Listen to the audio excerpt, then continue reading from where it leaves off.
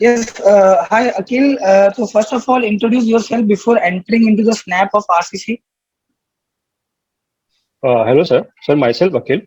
I have done my graduation from IIT Roorkee, and I have done my schooling from my local town, Kurukshetra itself. Uh, in my family, मेरे पापा हैं, mummy है और छोटी बहन है sir.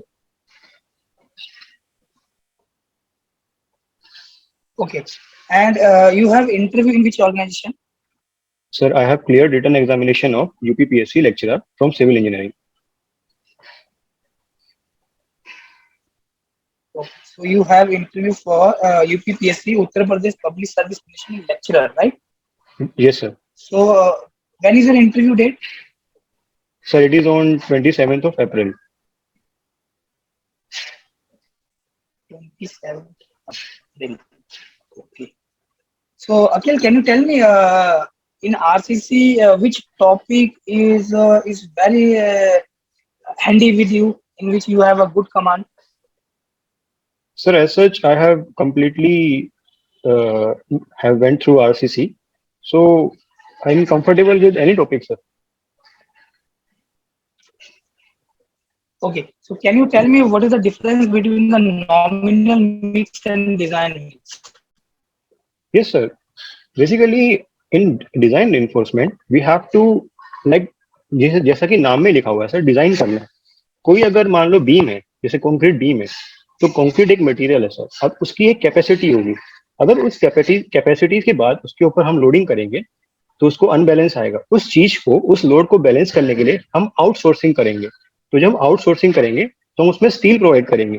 तो सर वो स्टील हो जाएगी मेरी डिजाइन रेनफोर्समेंट, क्योंकि मैंने उसको एक पर्टिकुलर डिजाइन लोड के लिए अप्लाई किया है. अब मेरी जो let us suppose shear force मैं मान लेता हूँ कि मेरी कंक्रीट सेक्शन 100 किलो न्यूटन का शियर फोर्स झेल सकती है, बट उसके ऊपर मैंने अप्लाई करना है 200 का. तो जो 100 किलो न्यूटन का एक्स्ट्रा शियर फोर्स है उसको रजिस्ट कराने के लिए मैं डिजाइन एनफोर्समेंट की हेल्प लूंगा. रही बात सर जो डिस्ट्रीब्यूशन एनफोर्समेंट है, वो हम काफी सारे छोटे छोटे कारण की वजह से दे सकते हैं. जैसे अगर मान के चलो मैं बीम स्लैब के अंदर डिस्ट्रीब्यूशन एनफोर्समेंट देना चाहूँ, तो हो सकता है कि स्लैब में टेम्परेचर के कारण श्रिंकेज हो जाए या फिर सर उसमें क्रैकिंग आ जाए. तो ये सारे पर्पस हमारे डिस्ट्रीब्यूशन एनफोर्समेंट सोल्व कर सकती है. ओके अखिल, बट मेरा क्वेश्चन ये था कि नॉमिनल डिजाइन और डिजाइन मिक्स में क्या फर्क है? नॉमिनल मिक्स और डिजाइन मिक्स में क्या अंतर Oh, I'm sorry, sir. I thought you said nominal enforcement and design enforcement. I'm really है? sorry. Okay sir. Sir nominal में क्या है कि जैसे हमें एक पर्टिकुलर थोड़ा सा आइडिया, जैसे मान के चलो मैं मिक्स बनाना है, तो मुझे एक पर्टिकुलर आइडिया मिल जाएगा. मतलब सर डिजाइन में हम क्या करते हैं, एक पर्टिकुलर मेथड फॉलो करते हैं. जैसे सबसे पहले हम क्या करेंगे, कुछ जितने भी मिक्स के रिलेटेड क्वांटिटीज हैं, जैसे वाटर सीमेंट रेशियो, हमारा सीमेंट का कंटेंट, सर हमारा नॉमिनल कवर कितना है, वो सब जितना भी क्राइटेरिया है वो सब पहले हम स्टेप बाय स्टेप फॉलो करेंगे और एक पर्टिकुलर स्ट्रेंथ पे पहुंचेंगे. लेकिन सर नॉमिनल में हम क्या करते हैं, अपने एक्सपीरियंस के बेसिस पे जैसे कोई भी एक रेशियो ले लेते हैं कोर्स एग्रीगेट का. लेट सपोज मुझे M30 बनाना है, M25 सॉरी M20 बनाना है, M15 बनाना है, तो मैं उसके कोरस्पॉन्डिंग कोड के अंदर एक पर्टिकुलर रेशियोज दिए हुए हैं कोर्स एग्रीगेट के और फाइन एग्रीगेट्स के, तो मैं उसकी हेल्प से बना लूंगा अपना नॉमिनल मिक्स. लेकिन सर डिजाइन में थोड़ा सा अपोजिट है. मान के चलो मुझे डिजाइन में एक अच्छा कंक्रीट बनाना है, M30 का बनाना है, M40 का बनाना है, तो उसमें मेरे पास जो हम एक जो मैंने नॉमिनल में यूज किया था रेशियोज, वो अगर मैं यूज करूंगा तो मुझे नहीं पता कि मैं M30 तक या M40 तक पहुंच पाऊंगा, क्योंकि सर हमने नॉमिनल में ये इसलिए यूज कर लिया क्योंकि ठीक है मुझे M20 बनाना है, अगर थोड़ा बहुत ऊपर नीचे हो भी रहा है, अगर M19 तक भी जा रहा हूँ, M21 तक भी जा रहा हूँ, तो कोई इशू नहीं है. बट सर डिजाइन में अगर मुझे M40 चाहिए तो इसका मतलब है कि मुझे M40 ही चाहिए या तो उसके नीचे चाहिए, क्योंकि मैं उसको एक अच्छे पर्पज के लिए यूज कर रहा हूँ. तो यहाँ पे एक डिफरेंस आ जाता है सर डिजाइन कॉन्क्रीट में. ओके, सो आपने बात करी कि जैसे M20 ग्रेड ऑफ कंक्रीट है, so can you tell me what is the meaning of this number 20? ये सर हमने अगर लैब के अंदर कंक्रीट की कास्टिंग की है, हम क्या करते हैं, क्यूब्स बनाते हैं लैब्स के अंदर. ठीक है सर. उन क्यूब्स की हम आफ्टर 28 डेज टेस्ट करते हैं. जो वो स्ट्रेंथ निकल के आती है एवरेज स्ट्रेंथ, उसको हम उसकी M20 बोलते हैं, कैरेक्टरिस्टिक स्ट्रेंथ बोलते हैं सर इसको. इसका प्रॉपर डेफिनेशन ये हो जाएगा, the strength below which not more than 5% of the results are going to fail. Okay, आपने कवर की भी बात करी, so can you tell me on what basis we are deciding the cover that should be the cover for your this beam, column, footing? Sir, in our code, for each and every element, there are some nominal covers which are defined, and there is one of the table on which let us suppose कि sir कोई environmental conditions है हमारे पास, जैसे मान के चलो बहुत भारी बारिश हो रही है, कहीं पे हमारी जो कंक्रीट बिल्डिंग है वो एक ऐसे रीजन में है जहाँ पे सी कोस्ट उसे टच हो रहा है, तो जो ये नॉमिनल कवर्स हैं सर ये हमारे इन्वायरमेंटल फैक्टर्स पे बहुत ज्यादा डिपेंड करते हैं. लेट अस सपोज मैं आपको एग्जांपल के थ्रू बताता हूँ, जैसे माइल्ड कंक्रीट है सर, अगर माइल्ड कंक्रीट माइल्ड कंडीशन है, इसका मतलब क्या है कि जो मेरा स्ट्रक्चर जहाँ पे बना हुआ है वहाँ इतनी ज्यादा कोई बारिश नहीं है, वो उसके ऊपर कोई सी से जो सोल्टी वाटर है वो टच नहीं करने वाला, तो हम वहाँ पे थोड़ा सा कवर जैसे कोड ने मेंशन किया हुआ 20 mm वो दे सकते हैं. रही बात सर अगर मान लो सीवियर कंडीशंस में, इसका मतलब क्या हुआ कि जो मेरी बिल्डिंग है वो ऐसी जगह पे है जहाँ पे उसको सी वेव्स टच करती हैं, मतलब थोड़ा सा कोरोसिव इन्वायरमेंट है, तो वहाँ पे हम हाई ग्रेड ऑफ कंक्रीट तो देंगे ही देंगे, साथ में हम ये भी ध्यान रखेंगे जो नॉमिनल कवर है वो भी थोड़ा हाई रहे, ताकि जो मेरी रिइंफोर्समेंट है वो सुरक्षित रह सके सर. So क्या बता सकते हो कि स्लैब क्या किस तरह से हम डिफाइन करोगे और किस तरह का मेंबर होता है? सर जैसे एक बीम होती है ट्रांसफर लोडिंग लेती है, वैसे ही स्लैब भी हमारा एक ट्रांसफर लोडिंग कैरिंग मेंबर होता है. इसको हम दो तरीके से डिफाइन कर सकते हैं, first of all one way slab and second of two way slab. Sir one way slab की जो डिजाइनिंग है वो सारी की सारी बीम के जैसी होती है. हमें करना क्या होता है, हम सिर्फ उसकी जो विड्थ है उसको 1 मीटर मान लेंगे, बाकी जितनी भी डिजाइनिंग उसकी है वो हम corresponding to as a beam उसे डिजाइन कर सकते हैं. बट टू वे के अंदर ऐसा नहीं है. अब आप सबसे पहले मैं ये बता दूं कि डिफरेंस हम कैसे कर पाएंगे वन वे या टू वे के अंदर. अगर हमारा स्पैन जो कि एक स्पैन एक्स एक्सिस में होगा और एक वाई एक्सिस में होगा, अगर इनका रेशियो 2 से ज्यादा है, तो मैं ये बोल सकता हूँ कि मेरी जो स्लैब है वो वन वे स्लैब है. इसका मतलब क्या हुआ वन वे का, इसका मतलब इसके एक स्पैन में जो बेंडिंग मोमेंट है वो दूसरे स्पैन से इतना ज्यादा है कि हमें उसकी चिंता करने की जरूरत नहीं है. हम सिर्फ जो हायर साइड का बेंडिंग मोमेंट है उसके कोरस्पॉन्डिंग स्लैब को अगर डिजाइन कर देंगे तो वो सेफ रहेगा. बट टू वे में ऐसा नहीं है. टू वे की कंडीशंस क्या है, सबसे पहली कंडीशन जो मैंने आपको बताया कि जो वर्टिकल एक्सिस में स्पैन होगा और जो हॉरिजॉन्टल एक्सिस में स्पैन होगा उसकी रेशियो 2 से कम होगी, और ये स्लैब ऑलमोस्ट हमारे जो चारों सपोर्ट है उस पर सपोर्टेड है. ओके, सो क्या ऐसा पॉसिबल हो सकता है कि जो रेशियो है it is less than 2 but still it is one way? Yes sir, हो सकता है. ओके, स्लैब में अगर हम बात करें, we have simply supported slab. So can you define what is the meaning of simply supported slab and where actually we are this providing simply supported slab? Sir, I can tell you what is simply supported, but this other part I think I have insufficient knowledge. Sir हमने simply support में हमने क्या किया है कि slab को जो हमारे बीम्स हैं उसके ऊपर रेस्ट करा दिया है. कहने का मतलब जो उसके कॉर्नर्स हैं, जो बीम के ऊपर या कॉलम के ऊपर उसके कॉर्नर्स आएंगे वो अपलिफ्ट हो सकते हैं, उनको हमने रेस्ट्रेन नहीं किया है sir. They are just simply supported, they are just put on the beam. Okay, any example? Sir, I have seen like this thing in warehouses, small warehouses. I have seen that their slab is just put up on the beams and there is no restraint of the corners. I might be wrong, sir. I Okay, might be wrong, but I have seen. okay, क्या आप बता सकते हैं कि load bearing structure क्या होता है? Load bearing, sir, that bears load. वो तो हर स्ट्रक्चर बियर करेगा. Every structure that we are casting definitely it will bear the load. Sorry, sir. Okay, I'm just giving you a hint. One we have frame structure, another we have load bearing structure. So now can you differentiate between these two? Sir, can you repeat, sir? I couldn't hear you. Okay, अब मैं repeat कर रहा हूँ. एक है हमारे पास load bearing structure और दूसरा है फ्रेम स्ट्रक्चर. सो क्या आप बता सकते हैं कि दोनों में क्या अंतर है? सर एग्जैक्टली नहीं बता पाऊंगा डिफरेंस दोनों के बीच में. ओके, फ्रेम स्ट्रक्चर बता सकते हो क्या होता है? Sir frame structure, let us suppose कि कोई बिल्डिंग है सर, सबसे पहले हम उसमें कॉलम्स बनाएंगे, फाउंडेशन बनाएंगे, फिर उसके कॉलम्स बनाएंगे, फिर बीम्स बनाएंगे, तो वो जो पर्टिकुलर स्ट्रक्चर बनेगा उसको शायद हम फ्रेम स्ट्रक्चर बोल सकते हैं सर.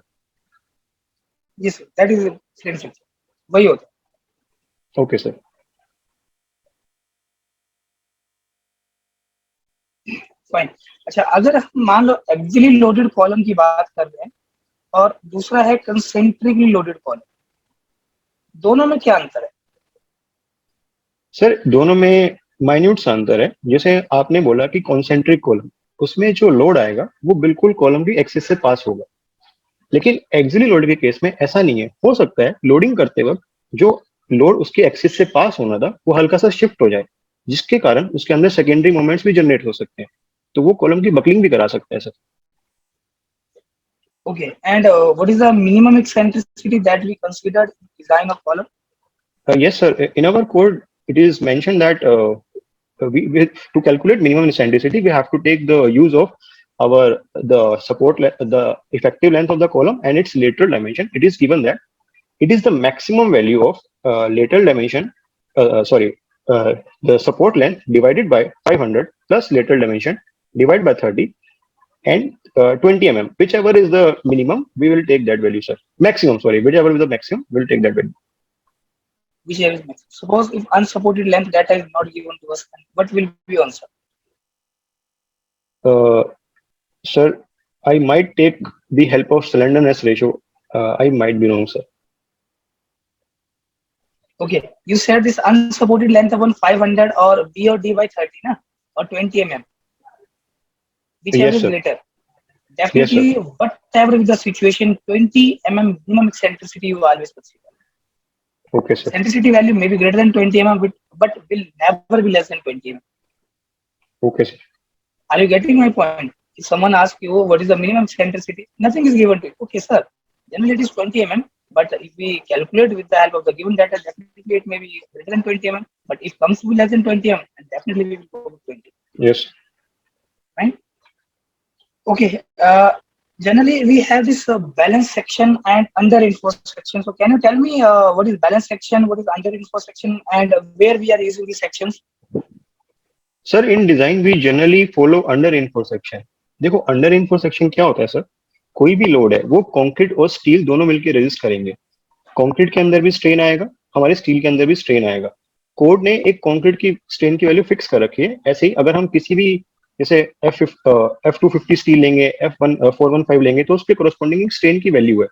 जब हमने बीम पे लोड अप्लाई किया तो स्ट्रेन के अंदर जो स्टील है उसके अंदर जो स्ट्रेन है सर, उसकी जो मैक्सिमम जहां तक वो जा सकता है यील्ड स्ट्रेन तक, अगर वो उससे कम जा रहा है, सॉरी उससे ज्यादा जा रहा है, तो दैट मीन्स हमारा वो सेक्शन अंडर एनफोर्स है। कहने का मतलब फोर्स के अकॉर्डिंग हमने जो एरिया देना चाहिए था स्टील का वो कम दिया है। मतलब उतने लेट अस सपोज अगर 3000 mm² एरिया देना चाहिए था, हमने 25 में दिया। हम चाहते हैं कि हमें जब फेलियर हो एक वार्निंग मिल जाए। और सर बैलेंस एक्शन में क्या होता है कि कंक्रीट और स्टील में साइमल्टेनियसली स्ट्रेन इक्वल इक्वल आता है। मतलब कंक्रीट में भी अगर जो 0.0035 स्ट्रेन है वो अगर रीच कर रहा होगा, तो स्टील में भी वो अपनी मैक्सिमम वैल्यू पे रीच कर रहा होगा साथ साथ। मतलब हमने बिल्कुल एकदम जितना हमें चाहिए उतना ही ऑलमोस्ट प्रोवाइड कर रखा है बीम के अंदर। सो अखिल, व्हाट डू यू थिंक? हमें अंडर इन्फो सेक्शन के साथ मूव करना चाहिए या हमें बैलेंस सेक्शन के साथ मूव करना चाहिए? सर हमें इन दोनों के बीच में थोड़ा सा जाना चाहिए, क्योंकि अगर बैलेंस सेक्शन दे रहे हैं, क्योंकि अगर कंक्रीट 0.0035 पहुंच गया तो सर वो तो ऑलरेडी फेल हो गया, तो हमें वो भी काम में नहीं आएगा। बट इससे अच्छा अगर हम थोड़ा पैसा बचा लें, स्टील को अंडर एनफोर्स रखें, तो हमें एक वार्निंग भी मिल जाएगी सर। तो थोड़ा सा higher side of under enforcement and lower side of balance के साथ में जाऊंगा सर। ओके, एंड आपने बोला कि यहाँ पे जैसे Fe250 ग्रेड ऑफ स्टील है, Fe415 ग्रेड ऑफ स्टील है, तो आप बता सकते हैं कि हमारा जो स्ट्रेन इन स्टील होना चाहिए वो कितना होना चाहिए?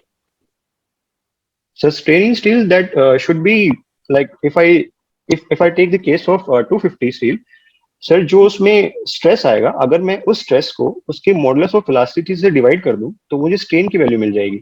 और modulus of elasticity of steel तो फिक्स है, 2 × 10⁵ MPa। तो जो भी इस लोड के कारण उसमें स्ट्रेस आ रहा होगा मैं स्ट्रेन निकाल लूंगा। बट सर सेम चीज F415 के साथ नहीं है। उसमें हमने ऐसा कर रखा है, हमने एक पर्टिकुलर परमानेंट सेट उसमें ऑलरेडी इंड्यूस करा रखा है, जिसको हम प्रूफ स्ट्रेन भी बोल सकते हैं, 0.002।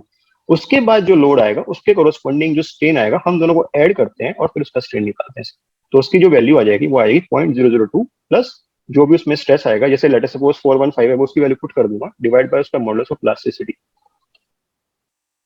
Okay, and what is the design stress for steel? Design stress sir it will be different for different components. I'm just talking about steel. Uh, Design stress. Sir, that will be the yield stress divided by kind of factor of safety that we want to choose. Like suppose in our code it is given 1 point, we have to divide it by 1.15. So we can take according to that, sir. Yes. Okay, okay, fine. That is kind of a 0.87 into Yes, Fy. sir. Yes, sir. Definitely, sir. Yes, sir. Can you tell me the strain in concrete? We have the maximum value, and we want the concrete should not reach its ultimate value, and strain in steel should be greater than this one. Why this we consider? Sir, can you repeat the question, please, sir? Okay, concrete के अंदर जो हमारा maximum strain है that is 0.0035 Yes, sir.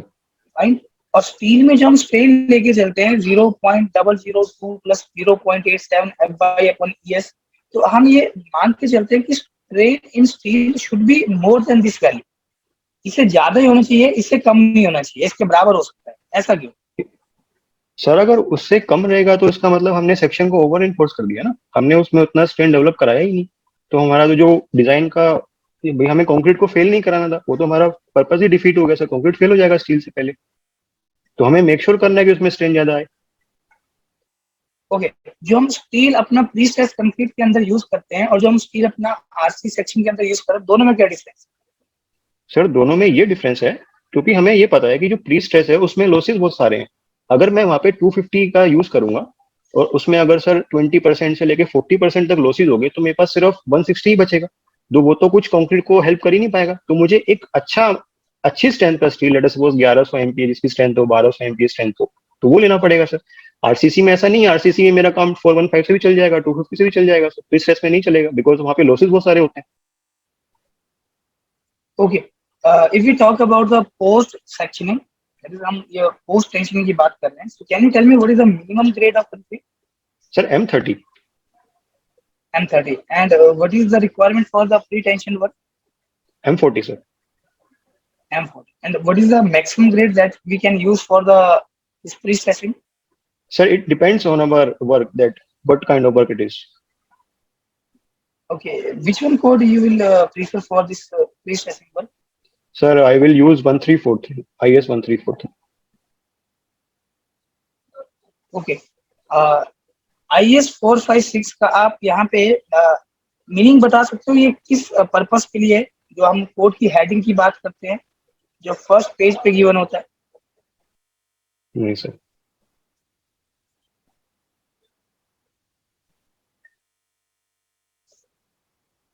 okay what is the minimum depth of footing as per IS 456 Sir, if my footing is resting on soil directly, then I will take 150 centimeter. But if the footing is resting on pile, it will be 300 centimeter. 300 centimeter Yes, sir. Uh, sir, sir 300 mm, I guess 300 mm. So जो भी 300 centimeter तो ज़्यादा हो जाएगा. but I didn't ask the thickness at the edge of footing na? I asked what is the depth of footing minimum depth of footing Sir, I guess sir, I don't know the exact data, but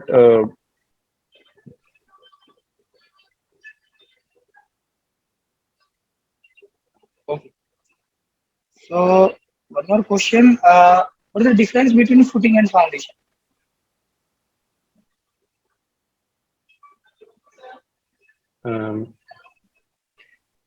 sir foundation एक थोड़ा सा broad term है, उसके अंदर हमारा जितना भी सब स्ट्रक्चर का पार्ट है वो आ जाएगा।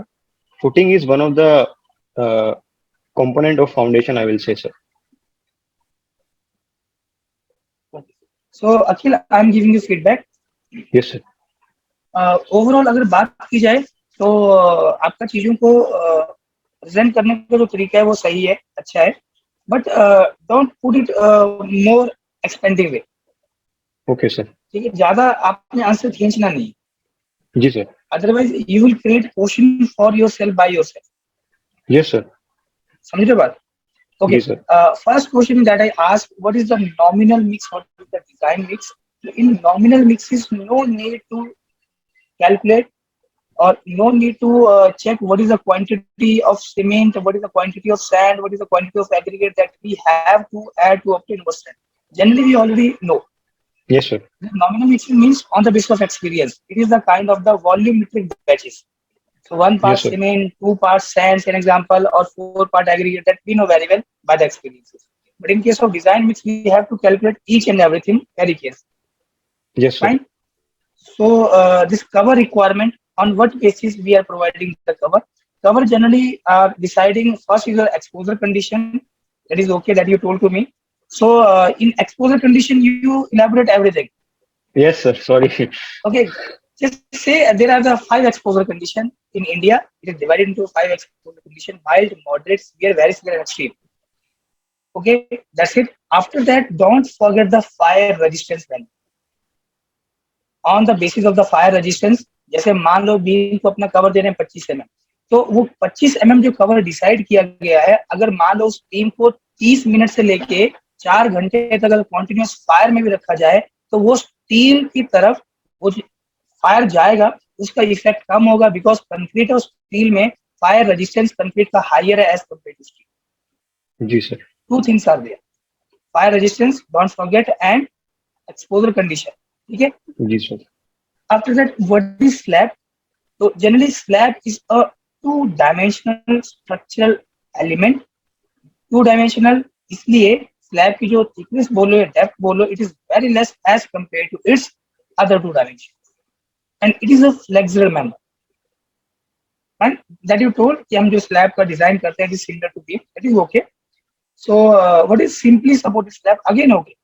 When the corners of slab are getting lifting up on the application of load, that is, we are not restraining the corners of slab. Okay. Where you are getting this simply supported slab, that's why I give you hint in another question, just like what is meaning of the load bearing structure. Load bearing structure meaning to say that जब directly slab से load मेरा wall से होता हुआ footing या foundation में जाएगा, और फुटिंग या फाउंडेशन से डायरेक्टली वो सॉइल में जाएगा. समझ रहे बात को? मतलब हमारा यहाँ पे जो मेसनरी वॉल है, कोई हमने बीम प्रोवाइड नहीं किया है, या मान लो कोई कॉलम प्रोवाइड नहीं किया है, तो अब मेरे पास जो वॉल है वो लोड बेरिंग वॉल्स है. उस स्ट्रक्चर को बोला जाता है लोड बेरिंग स्ट्रक्चर, और उन वॉल्स के ऊपर जो हमने स्लैब रखा है, that is simply supported slab. Even जो हमारा वाटर टैंक बनता है, वाटर टैंक का जो टॉप कवर स्लैब होता है, वो भी मेरा सिंपली सपोर्टेड. ठीक है. Being an civil engineer, bridges का जो डेक स्लैब होता है, it is also simply supported. जी सर. ठीक है. जो बीरिंग्स होती हैं, एक तरफ हम यहाँ पे अपना, जैसे मेरे पास पोर्ट पीटीएफई बीरिंग है जो आज की डेट में हम बहुत ज्यादा यूज कर रहे हैं, तो वन साइड हम रोलर कंडीशन क्रिएट करते हैं, अदर साइड हमारे पास पिन कंडीशन क्रिएट होता है, तो कहीं ना कहीं वो भी एक मेरा सिंपली सपोर्टेड स्लैब है. सो जितना आप एग्जाम्पल के थ्रू चीजों को इलाबोरेट करोगे ना Akhil, that will be very good for you. Okay. And frame structure, that is okay, you told. ठीक है. और ये भी बिल्कुल सही है. अगर आपको लगता है कि आपका जो आंसर है वो गलत हो सकता है, so you can say okay sir, मैं गेस कर सकता हूँ कि इसका आंसर ये हो सकता है. ब्लफ नहीं करना है, डायरेक्टली आंसर नहीं करना है, और मतलब ये शो नहीं करना कि जो आप बोलो बिल्कुल सही. ठीक है. अगर आपको पता नहीं है, so you can guess. Sir मैं ऐसे मतलब उनको ये बोल सकता हूँ कि सर मैं गेस कर लेता हूँ, मतलब कैसे बोलूँ, मतलब sir? Yes yes, I can guess. ठीक है सर. मतलब अब देखो, अगर आपका वो आंसर सही होगा तो मुझे लग रहा है कि नहीं, this thing was in your brain. But अभी क्योंकि मान लो आपसे कोई 10 क्वेश्चन पूछे जा रहे हैं, तो 10 के 10 क्वेश्चन के आप जवाब दे पाओ तो पॉसिबल नहीं. ठीक है. हो सकता है कि 1-2 क्वेश्चन के आप जवाब नहीं दे पाए, या मान लो 1-2 क्वेश्चन में आपने जो गेस किया, एक क्वेश्चन का गेस आपका सही था, एक क्वेश्चन का गेस आपका सही नहीं था, तो वो चलता है, इट इज ओके, फाइन.